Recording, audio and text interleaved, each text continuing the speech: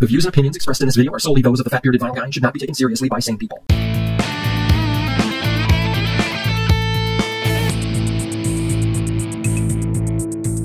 Greetings again, music lovers. I am Matt, the Fat Bearded Vinyl Guy, back in the vinyl lair with another Too Late record review. Give this video a like and subscribe to the channel, and if you leave a comment below, apparently that helps with the algorithm or something. I'm not a computer nerd, I'm a music nerd.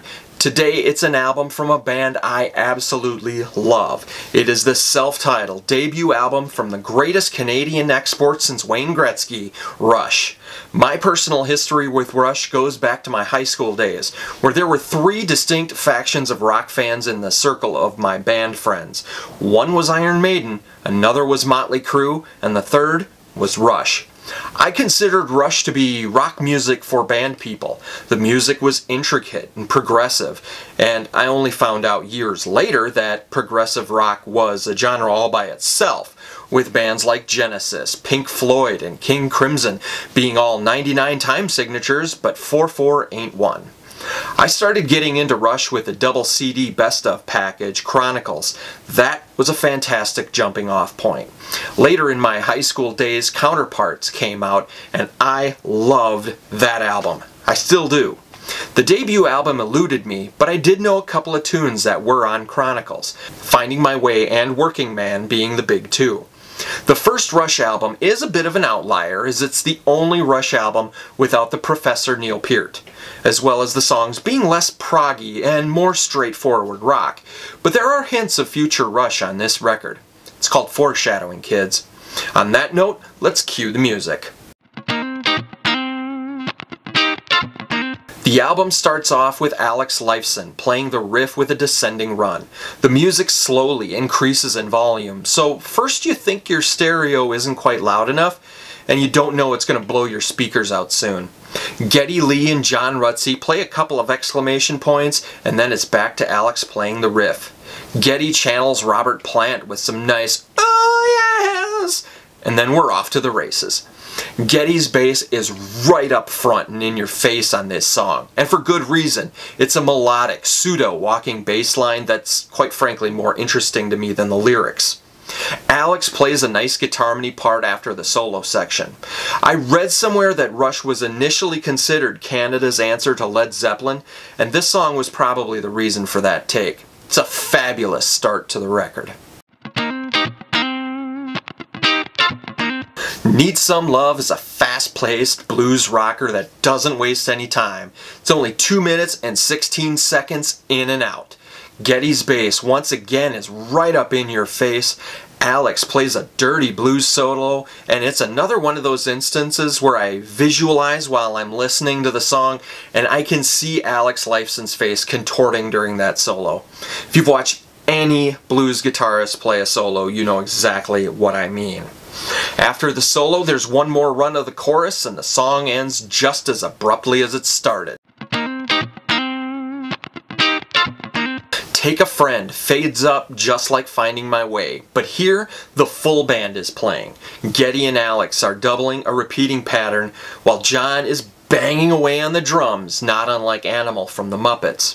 The song settles into a groove where it's mostly Geddy and John, with Alex back in the mix playing a Skynyrd-esque guitar pattern.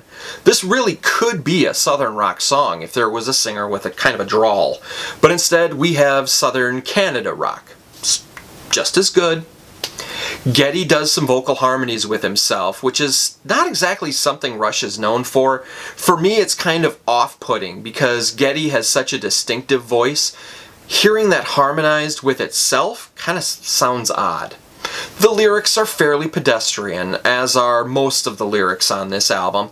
Geddy is telling someone to take a friend, but doesn't really tell them how, and I guess Geddy doesn't want to be that friend. That's a little awkward. Here again is a downshift from the high energy so far, but to me this is foreshadowing of what Rush will do later on. Alex plays a soulful bluesy solo that's atonal in parts. Sounds like the guys were feeling the song, just kept playing. This song has a different structure as the chorus doesn't come in until 4 minutes in. Verse 1 and 2 come in, bang bang. The interlude, that's just the intro repeated, and then verses 3 and 4. Then a chorus, then Alex Lifeson's extended solo, then another chorus, and Alex solos out of side 1. What You're Doing is very arena rock and a great starter for side 2. Geddy and Alex are doubling each other for the entirety of this song, and that gives it a heaviness that just makes you want to grimace and nod your head. The riff dominates the song, even pushing Alex Lifeson's solo back in the mix. Some of the shows that Rush played in 1974 were in support of bands like Nazareth and Kiss, and I think this song could almost fit in with the catalog of those bands as well. But, spoiler alert, Rush went in a different direction after this album. Tell me something, mister, why do you have to put us so uptight? In the Mood is a straight-ahead rocker and another with a southern rock sound. I call it a head bopper where your head just kinda goes like this. Geddy is also in the mood for some bopping. He's trying to talk his woman into some romance. You're making me crazy the way you roll them eyes. Come and sit with me, I'll tell you all my lies. A radio station in St. Louis would play this song on Fridays at 7:45 because the chorus goes, "Hey baby, it's 7:45. That reminds me of a station in my neck of the woods that would play the Matchbox 20 song 3 a.m. every day at 3 a.m. God, I'm so glad I don't work in radio anymore.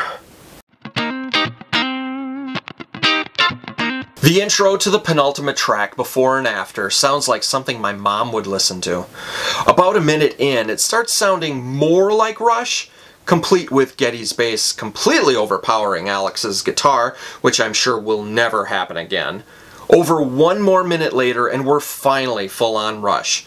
You could have cut the first 2 minutes and 15 seconds if you ask me. I do love Geddy's vocal delivery on this song, even though I look at the lyrics and I go, come on man, Baby I Need You lyrics? Thank God that's going to improve on the next record. Working Man is my favorite Rush song, period. And why not? It's a simple riff, so simple I could even play it. And how could anyone that's not a politician or Elon Musk not relate to these lyrics? I get up at 7, I go to work at 9. I got no time for living, yes, I'm working all the time. This song famously got radio airplay courtesy of Donna Halper at WMMS in Cleveland. And on my 1981 reissue, she even got a shout out. The story was that she was looking for a long song that she could use for a bathroom break, and Working Man fit the bill, clocking in at 7 minutes. You see kids, back before computers killed my radio career, changed radio, jocks had to queue up a song, and when that song was over, you had to manually segue to another song. Not like now, where you can load everything up and only need to do anything at all until you need to talk next. That is, if you haven't voice tracked everything in advance and you're not even in the studio.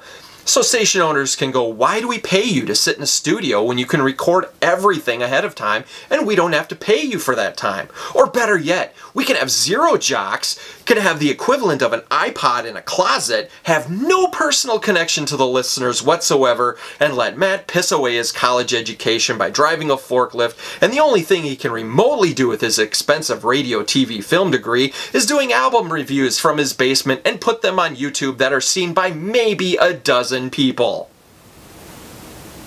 This song sounds best at high volume. Alex and Geddy are playing in unison a lot during this song. Obviously not during Alex's solos though. The extended solo section has a few different grooves, and I can see this song whipping a club crowd into a damn frenzy. Could live my life a lot better than I think I can, and that's why they call me the Working Man. I am glad I came to this album later on after I had cut my teeth on other eras of Rush. If this was my jumping off point for Rush, I'm not sure if I would have liked the rest. Maybe some of the stuff from the 90s that was a little heavier, but I'm not sure. Who cares? I still love Rush, and this is absolutely an entry onto their Mount Rushmore of albums. That's all for now. FatBeardedVinylGuy.com is the website with links to social media. I'm on Facebook and occasionally Instagram. Give me a like here, subscribe, and drop a comment below to help the algorithm or something. Until next time, keep working that overtime and I'll catch you on the B-side.